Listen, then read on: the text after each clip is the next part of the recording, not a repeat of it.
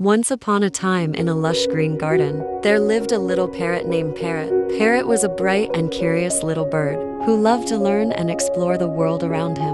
One sunny morning, Parrot decided to take his first flight. Feeling the warmth of the sun on his feathers, he sat up on his perch and spread his wings. But as he tried to spread his wings, he realized that he was unable to fly. Parrot's mother, a wise and patient bird, came to his aid and helped him to spread his wings. She guided him gently and slowly, supporting him as he lifted himself onto his back. With her guidance and support, Parrot learned to fly for the first time.